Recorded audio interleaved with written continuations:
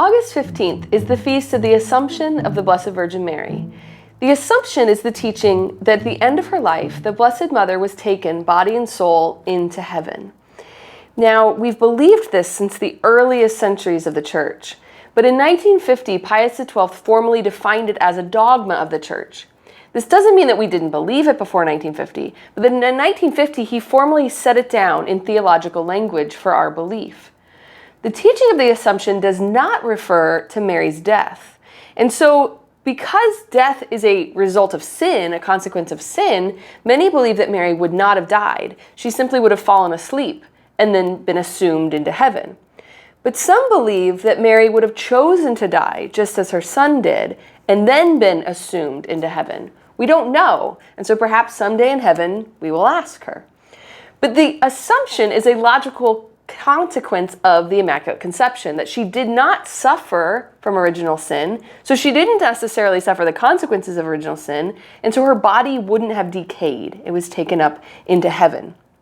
Just like Enoch and Elijah were taken up into heaven. We see in the book of Kings that Elijah was taken up in a fiery chariot, and in the book of Hebrews we see that Enoch was taken up so that he should not see death, and he was not found because God had taken him.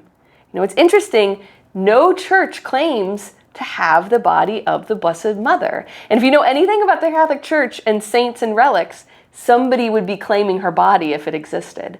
But she's not found. Why? Because she was taken up by her son immediately at the end of her life.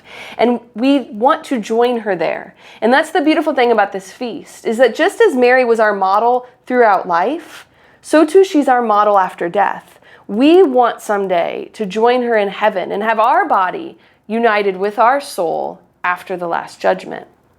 The Church has celebrated this feast since the 4th century on August 15th. So today you are joining countless saints from the Church throughout the centuries celebrating the Blessed Mother on this day.